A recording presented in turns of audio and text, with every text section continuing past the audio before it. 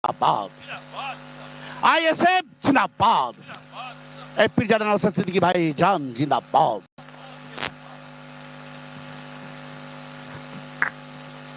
Hello, বসো না, বসো বসো বসো।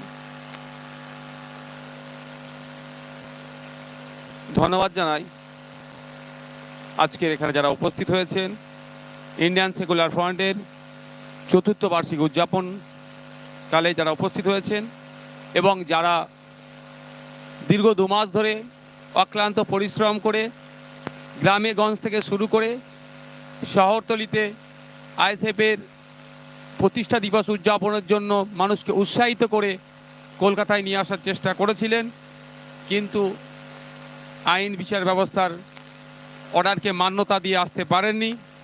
সেই গ্রামে গঞ্জে বা শহরতলি থেকেই যারা আমাদের এই প্রোগ্রামকে দেখছেন তাদেরকে অসংখ্য ধন্যবাদ জানাবো। মিডিয়ার বন্ধুদের যাদের প্রচেষ্টায় আজকের শুধু নয় বিগত দিনের আইএসএফের কর্মকাণ্ড কার্যকলাপ সারা রাজ্যে ছড়িয়ে দিতে বা ছড়িয়ে পড়তে সক্ষম হয়েছে, সেই মিডিয়া বন্ধুদেরকে ধন্যবাদ জানাই প্রশাসনের বন্ধুদেরকেও। তাদের সাথে তো আমাদের কোনো বিরোধ নাই। কিছু আইপিএস আছে সেগুলো আমরা জানি, যারা আমি বিগত দিনে বলেছিলাম জীবের কথা, নতুন করে বলছি না, সময় স্বল্প, অন্য বিষয়ে আসবো। পুলিশ বন্ধুদের সহযোগিতা নিয়েও আমাদের সারা রাজ্যে প্রতিষ্ঠাতা দিবস উদযাপিত হচ্ছে। আমাদের কর্মী সমর্থকরা সুশৃঙ্খল হয়ে সেখানে উদযাপন করছে। আজকের দিনে আমি স্মরণ করতে চাই সেই সমস্ত ব্যক্তিদের, তৃণমূলের অত্যাচারের শিকারে যারা মারা গিয়েছেন বা তার অনেকেরও অঙ্গহানি হয়েছে, বা আইএসএফের এই লড়াইকে এগিয়ে নিয়ে যেতে যারা আপ্রাণ চেষ্টা করেছিল, বিভিন্ন কারণে যারা আমাদের থেকে বিদায় নিয়েছেন, সেই সমস্ত ব্যক্তিবর্গকেও আমরা স্মরণ করছি। আর একটা নাম নিলে আমাদের মনে হয় এই চতুর্থ বার্ষিকী উদযাপন বিতা হবে সে আমাদের দলের প্রাণপুরুষ প্রতিষ্ঠাতা পীরজাদা আব্বাস সিদ্দিকী ভাইজানকে আমরা আমাদের মঞ্চের পক্ষ থেকে আমরা তাকে ধন্যবাদ জ্ঞাপন করছি।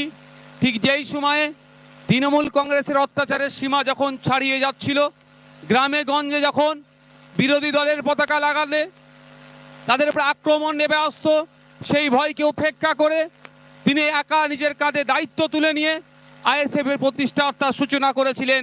তারপরেই কিন্তু গ্রামে গঞ্জে বিরোধী পতাকা যার জন্য বেশি উঠতে শুরু করেছিল তাকে আমাদের পার্টির পক্ষ থেকেও ধন্যবাদ জানাই।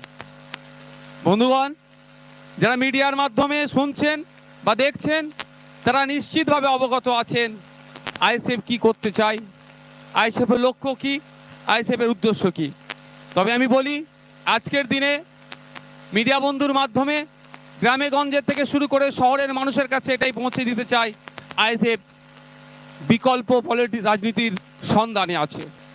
আমি উদাহরণের জন্য একটা বলতে পারি, মাননীয় মমতা ব্যানার্জির স্বপ্নের রং নীল সাদা রং করে দিচ্ছেন। ওনার স্বপ্নের রং হসপিটালগুলো, স্বাস্থ্যকেন্দ্রের সামনে নীল সাদা রং করে দিচ্ছেন, কিন্তু স্বাস্থ্য ব্যবস্থার মান তলানিতে চলে যাচ্ছে। তাই আমরা বলি এখানে যে শুধুমাত্র নীল সাদা রং করলে স্বাস্থ্য ব্যবস্থার উন্নয়ন হয় না, আরো অবনতি ঘটছে। মুখ্যমন্ত্রী নিজে উষ্মা প্রকাশ করেছেন তার স্বাস্থ্যেও নাকি চিকিৎসাতেও গোলমেল হয়েছে। বন্ধুগণ, আমরা দেখছি হসপিটালের সামনেতে কিভাবে দালাল রাজ চলছে। মুখ্যমন্ত্রীও বলছেন দালাল রাজ বন্ধ করতে হবে, কিন্তু বন্ধ করার জন্য নির্দিষ্ট কোনো পলিসি ঠিক মতো আনতে পারছে না। হ্যাঁ, আইএসএফ বিকল্প পলিসির কথা বলছে, কিন্তু শাসক সেটাকে অ্যাকসেপ্ট করছে না। আমাদের আইএসএফ এর বক্তব্য, হসপিটালগুলোর সামনে ডিসপ্লে বোর্ড লাগিয়ে দেওয়া হোক, সেখানে আইসিইউ কত আছে, আইডিইউ কত আছে, male ward, female ward, general ward কত আছে সেখানে ডিসপ্লে বোর্ডে লাগিয়ে দেওয়া হোক। যে আগে আসবে তার জন্য সেখানে সে first serve come first serve হবে, সে পাবে, কোনো দালাল রাজ এখানে থাকবে না। এই বিকল্পের কথা বলছি। যখন এই বিকল্পের কথা বলছি, কালি এই বিকল্পটা যদি এস্টাবলিশ হয়ে যায়, তাহলে হসপিটালে যে সমস্ত দালাল রাজেরা আছে, যারা দালাল রাজে দালালির টাকা হয়তো কালীঘাটে পৌঁছাবে না, দালাল রাজ বন্ধ হয়ে যাবে, কালীঘাটের হয়তো চুলো ঠিক মতো জ্বলবে না, সেই জন্য আমাদেরকে আটকানোর চেষ্টা করা হচ্ছে। আমরা কি বিকল্পের কথা বলছি?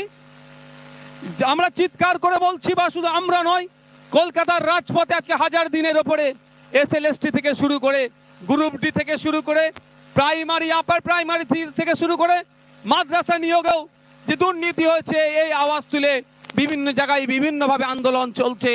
আর মুখ্যমন্ত্রী বা তৎদল বলে আসছেন যে আমরা সততার প্রতীক, আমরা স্বচ্ছভাবে নিয়োগ করতে চাইছি। আমরা বলি আইএসএফ এর প্রোগ্রামকে আটকাতে হবে, আইএসএফ এর প্রোগ্রাম করতে দেওয়া যাবে না। কোটি কোটি টাকা খরচ করে কোর্টে চলে যাচ্ছে, কিন্তু যে আইনি জটিলতা আছে, কোনো ভালো কোনো লয়ারকে দিয়ে জটিলতাকে কাটিয়ে যাতে দ্রুত নিয়োগ করা যায়, তার সদিচ্ছা সরকারে দেখতে পাচ্ছি না। উপরন্ত কি দেখছি, কিছু চোর, কিছু চাকরি চোর, কিছু মেধা চোর, যারা তাদেরকে বাঁচাবার জন্য জনগণের ট্যাক্সের কোটি কোটি টাকা দিয়ে তাদেরকে সেফ রাখার জন্য অপচেষ্টা চালাচ্ছে। আমরা অল্টারনেটিভ পলিটিক্সের কথা বলি, বিকল্পের সন্ধানের কথা বলি।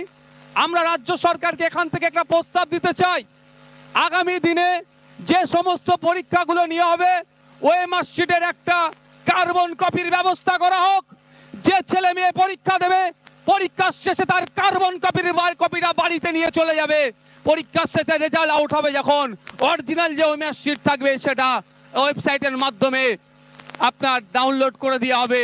পৃথিবীর যে কোনো প্রান্তের মানুষ চাইলে কোন ছেলে ওয়েস্ট বেঙ্গল গভর্নমেন্টের এই সার্ভিসে এক্সামে ওএমআর শিটে কত নাম্বার পেয়েছে তার দেখার সুব্যবস্থা করে দিতে হবে, তাহলেই তো চুরি বন্ধ হয়ে যাবে। শুধু তাই নয়, আমরা সরকারের কাছে প্রস্তাব রাখতে চাই, সততার প্রতীক যাকে বলে, যার অনুপ্রেরণা ছাড়া সিংহে শাবকের জন্ম হয় না, তার কাছে আমরা প্রস্তাব রাখতে চাই, ভাইবা টেবিলে সমস্ত